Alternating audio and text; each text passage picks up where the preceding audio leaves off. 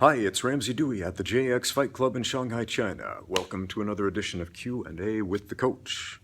Today we have a question from our friend Vincent van der Veer, who says, if I may ask you a question. Yes, you may.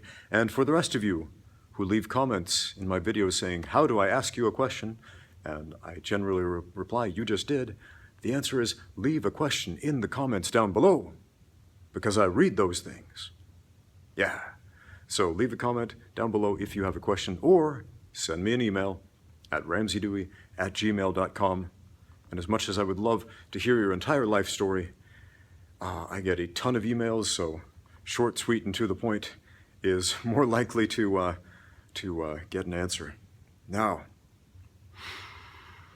Vincent says, if I may ask you a question, do you have some advice on how to make money in martial arts? Okay, well, the tried and true methods of making money in martial arts, number one, be a con man, which I don't recommend, but a lot of people do that, to lie, cheat, and steal people out of their hard-earned cash. So don't do that. Number two, you can be a professional fighter. But man, that's a hard road, and you're probably not going to make very much money for a very long time. For example, when I started fighting professionally as a kickboxer back in the United States, the very first paycheck, the very first fighter's purse I got to show for a professional fight was $50 US. And I had to pay most of that as a copay at the hospital to get my ears stitched back on afterward. The highest paycheck, the highest fighter's purse I ever got, both to show and to win for a kickboxing match back in the USA, was $350 US. And again, that was both to show and to win that fight. That includes the win bonus. So it largely depends on how popular your sport is in the part of the world that you're in. Now, in sharp contrast, kickboxing is and has been way more popular here in the People's Republic of China than it was over in the US. So I was kind of shocked at seeing entry-level fighters being paid roughly $1,000 US to show, not including the win bonus. I was like, woohoo, I'm doing more kickboxing here. Mixed martial arts is another animal, because again, when I was living in the US, it was still a fairly fledgling sport. And fighters weren't being paid very much, even in the UFC. Fighters that I knew who got into the UFC got a entry-level contract at either $3,000 to show or $6,000 to show, depending on how they got their UFC contract. And when you're only fighting anywhere between 1 and 3 times a year, that's not very much. Especially if you don't have sponsorships, man. And that's another thing. You can be a fighter with sponsors, but you have to make sponsors like you and want you to promote their stuff or their services. And that can be a very tricky road, because not everybody wants to be pimped out by a cage fighter. Especially back then, man.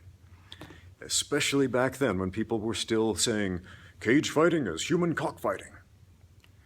And we didn't even call it mixed martial arts when I started. We called it no-holds-barred fighting, which, I don't know which sounds scarier and more evil and dark and awful, but that was the general idea people had about it.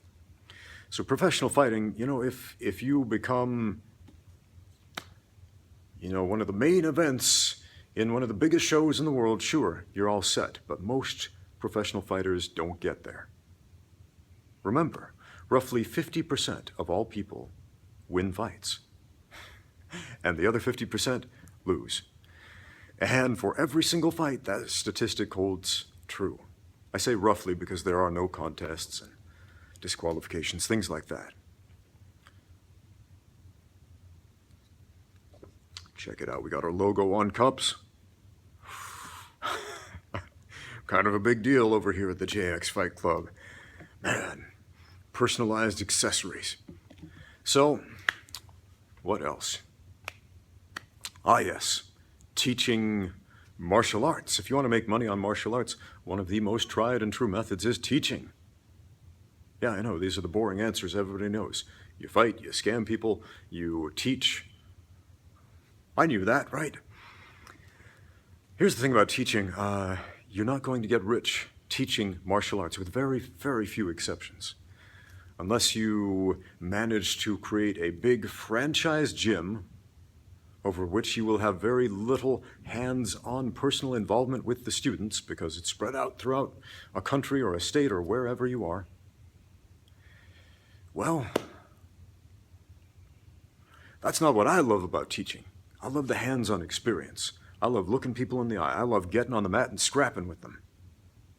I love teaching firsthand and teaching individual fighters to win fights.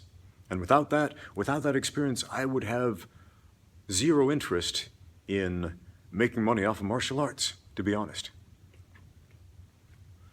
If I didn't see changes in others, because right now at this point in my career, it's not about me. It's not about me. It's about them. Now, making some money to pay the bills and feed my kids and send them to school and put clothes on their backs and all that sort of stuff, that's great. And I appreciate that. And I really do appreciate my students paying their gym fees. It's awesome. And I really do appreciate all of you out on YouTube watching my videos. That's awesome too. Thank you. Oh, that's another thing. How else can you make money doing martial arts on the internet? But we'll get to that in a minute. Back to teaching. I told a story a while back about how I used to teach kids classes, and that convinced me I hate teaching kids classes. Some people love it, and bless their beautiful hearts, because those people are the salt of the earth, man. Those people are saints with the patience of Job. Not me. The thing about children, your own children are amazing. Other people's children, they can keep them. But if you love teaching kids classes, well, hey, there's an excellent way to make money, and here's why. Because most martial arts schools make most of their money off of children's classes. And unfortunately, a lot of children's classes have turned into martial arts-themed daycare. One of the big perpetrators is Taekwondo, a sport that I love. And when I started Taekwondo, it was not stigmatized as martial arts-themed children's daycare. You didn't see little kids with black belts when I started out. You saw really tough guys who knew how to fight and kick people's heads off. And somewhere along the line, man, you saw little Billy, 5-year-old, 6-year-old, wearing a black belt, flinging his legs around without being able to articulate himself at all. And man, what happened? I didn't like that. But you can make a lot of money selling little Billy a black belt, or rather selling his mom the black belt. Especially if you make guarantees like within this many years, if he shows up to this many classes, little Billy will get his black belt. Yeah, you can make a ton of money doing that. Should you? No. Absolutely not. But can you? Yeah. The internet. Man, the internet is the great frontier of right now as far as communications goes, and teaching as well, man. Obviously, there's ad revenue on YouTube, which is something new to me, man. I've had a YouTube channel since YouTube began, and it's just been in like the last few months that my videos have been monetized. So, whoa, I'm making like probably 45 cents off of this video, assuming like enough thousands of you watch it, so rolling in it right there. So, yeah, if you... The thing with the internet, though, especially making YouTube videos, because if you want to make money off of them, they need to be popular. People need to watch them. People need to stick with them. And so a lot of YouTubers fall into this trap of trying to put on a show to try to tell people what they think they want to hear rather than simply honestly expressing themselves. And the whole reason I started a YouTube channel in the first place was to learn how to honestly express myself. Now, a lot of people who come to this YouTube channel see this video that I made called Muhammad Ali versus Bruce Lee, who would win in a fight? And my conclusion was that Muhammad Ali, the much larger professional fighter who won world titles would have won that fight, and people think, oh, you hate Bruce Lee. No, I love Bruce Lee, and one of the things I love about him was that he taught the same thing that another hero of mine, Martha Graham, taught. That we must learn to honestly express ourselves through movement. And what both pioneers of their respective physical cultures said, movement does not lie. So my objective here is always, always to speak my truth to you. And hopefully it's not just my deep resonant voice that is ringing in your ears thinking, oh, wow, that's cool. I would listen to that guy read the phone book. I hope not. Because, man, what a waste of time. What an absolute waste of time that would be, friends. I hope something about the truth of what I'm saying is what is resonating.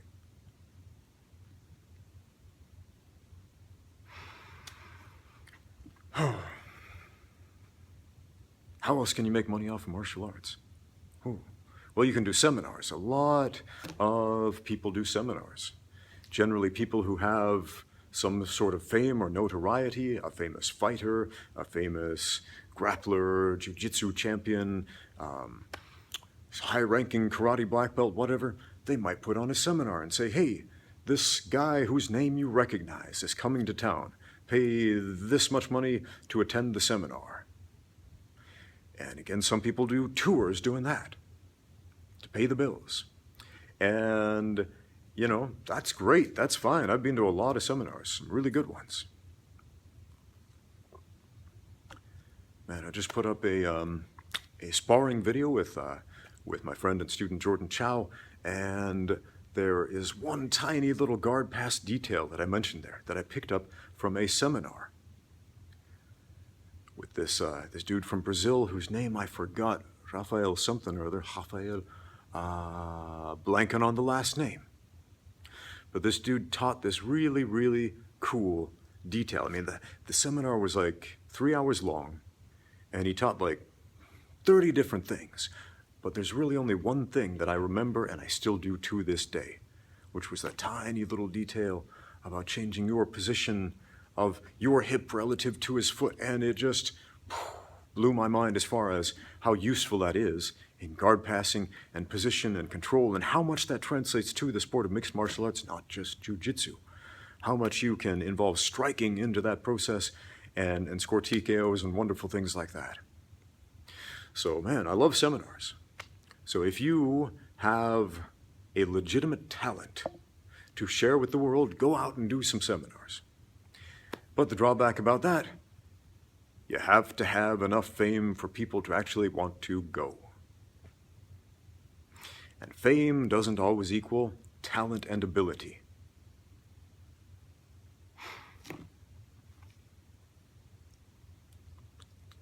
How else? I guess you could make some martial arts themed merchandise. IJX Fight Club paper drinking cups. No, not for sale.